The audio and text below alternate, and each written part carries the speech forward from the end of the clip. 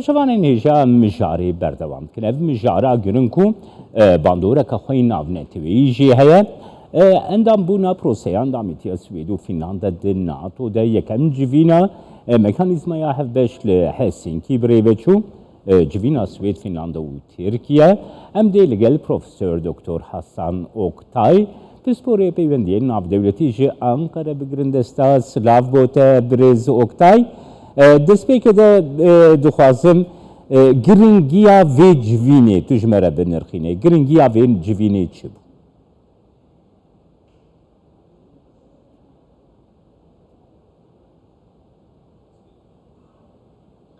Evet, önemli bir görüşme gerçekleşti. Hevdêtinekî giring bû Swêd û Fînlanda di proseya endambûna wan bo NATOyê de Tirkiye gotibû lazim ev her du dewlet piştevaniya terorê nekin. Türkiye weke endamekî NATO astan kiribû endamtiya wan. Niha ji wê rojê ve heta îro hevdîtin berdewamin.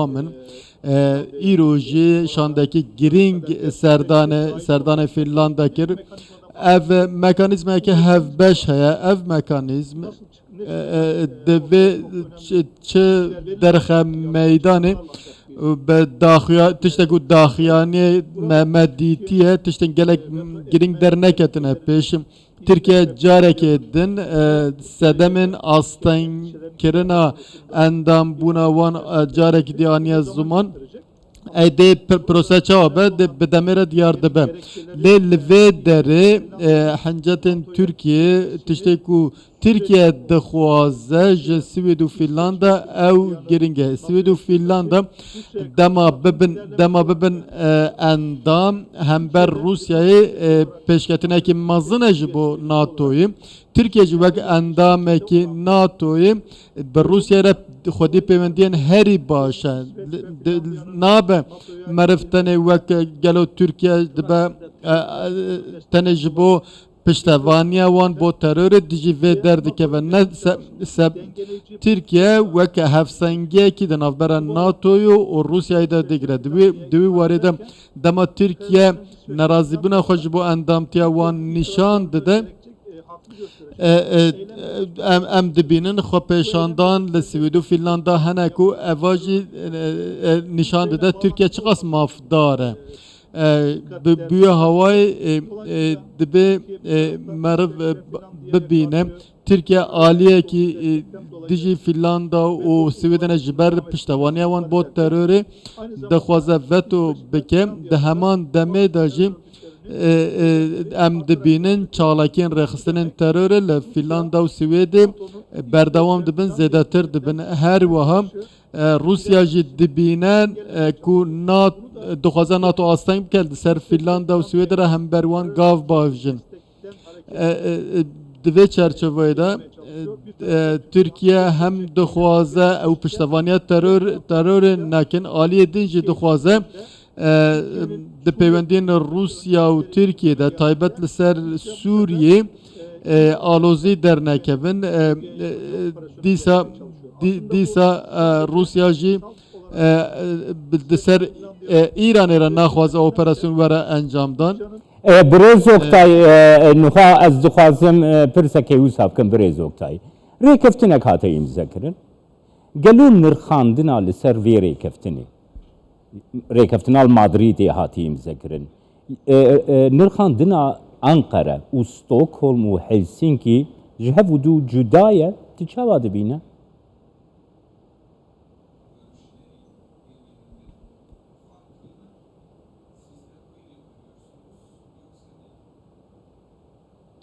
Yani farklı olan taraflar var. Aliyên cuda hene, aliyên ku rêkeftinê jî hene.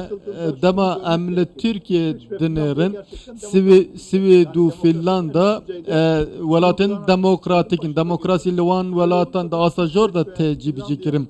Dema meriv bûye hawayê lê dinêre di çarçeve yasayên wanan da karên ku tên kirin. Dema em li Tirkiye lê dinêrin em dibînin ku li wê derê piştevaniya terorê heye.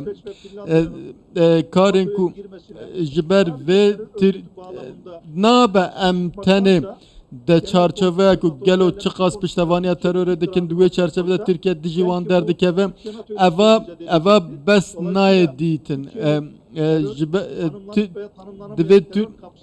Türkiye dixwaze çarçeveye ki berfresh ji bo nasandina teröre hebe duve çerçevede dema em ledinerin her du ali ji peyva teröre heman tişte fem nakin Hencetên ku alî hember hev nîşan didin cuda net. Mafên yasayî yên welatiyên Finlanda û Swêdê hene ew hene Swêd û Finlanda heta ku hestiyariyên Tirkiye cibîcî nekin nikarin bibin endamên NATO. Ev mekanîzma hev beş ji bo çareserkirina vê pirsgirêkê hatiye damezrandin û demin pêş de jî decareke din bicivin û vê van pirsgirêkan bi hevdîtinan çareser bikin. Evet, Birêz Oktay niha şiroveyek heye, Birêz Oktay tê gotin ku Moskow fişarek dikarê li Tirkiye bike. Ev nêzîkahiya di navbêna Ankara û Moskow de jî yekî sedemê wê ev e hişkatiya Ankara beramberî endamîtiya Swêdê û NATO. Herkes pîroz dike ku Swêd û Finlanda bibin endamê NATO û Tirkiye hişkatiyê diyar dike. Belê kerem.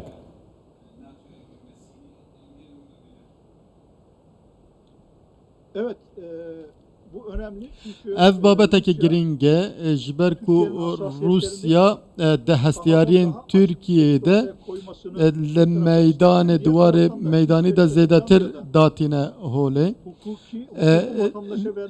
Lê li Finlanda û Swêdê jî mafên yasayî yên welatiyan hene. Ji ber wê hin çalekî li wên tên darxistin.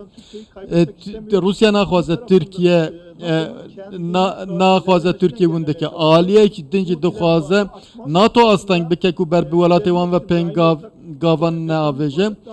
Ji ber vê lazim e ev mekanîzma bi awayeke lezgîn kar bike. Aliyekî peywendiyên Tirkiye û Rusya giringe ku dibêjin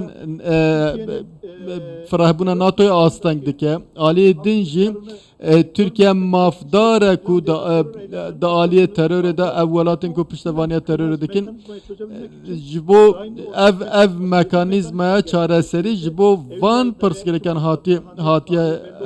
hatiye damezrandin dibe ku meha îlonê yan jî cotmehê careke din civîn were sazkirin.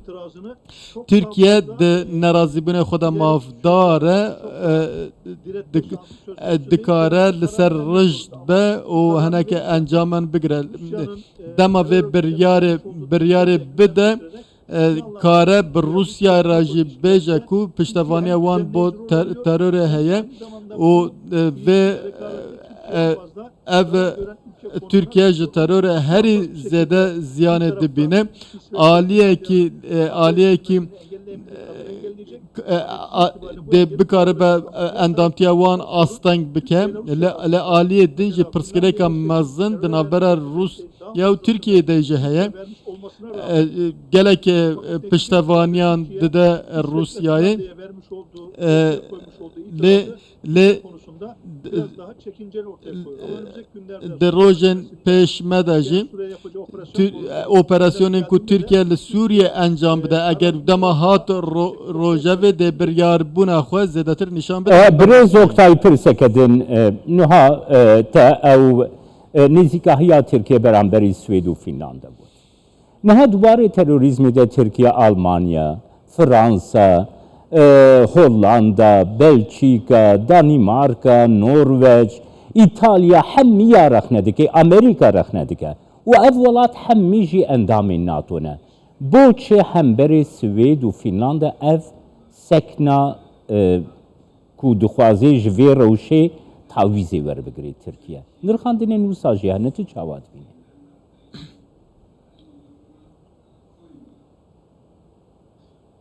Evet, İsveç ve Finlandiya NATO ülkesi. Swêd û Finlanda ne endamin ew welatên ku endamên NATOyê Tirkiye neçare li ser babetên din bi wan re nêqaş bike. Niha dema proseya endamtiya wan hat rojevê Tirkiye dijatiya xwe nîşan da. ev Türkiye dixwaze ve fersend ve derfete baş bekar bine o deser her du welatan re peyame xwe bide welatên NATO ku beje helwesta min wahaya lazim hûn ji helwesta xwe bûye hawayê nîşan bidin. Eva welatên ku we nîşanda Fransa dibe, İtalya dibe, endamên Yekîtiya Avrupayê jî helwesta xwe nîşan dibin. Ji ber tê zanîn terör tenê ne belayê Türkiye ji bo hemû mirovahiye Türkiye li ser vê bingehê bi Rusya û welatên Avrupayê re jî dixwaze nîşan bide hestiyariya wan bo terorê çaw e. Eva derfetekî baş e di proseya endamtiya wan her du welatan de bi awayekî eşkere helwesta xwe nîşan dide. Çavarê dike Finlanda û Swêd hinek gavên nû bavêje û eger wiha be ew ê rê bide bibin endam. Ewa dê duwarê peywendiyên Türkiye'de Türkiye Rusya'da jî bandorekî erênî çê bike. Niha Rusya Rusya jî li ser Rusya jî dikare bandorek çê bike ku nabe Rusya piştevaniya terorê bike. Dibe her hemû alî helwesta xwe bi awayekî eşkere ember terorê nîşan bidin. Ev dema hat rojevê dema Türkiye xwest operasyonekî li ser Sûriye encam bide. Serokkomar got çend roberê got em amade ne operasyonekî encam bidin û dê helwesta Rusya jî diyar bibe. Spasiyatet kim Profesör Doktor Hasan Oktay ji Ankara Türkiye.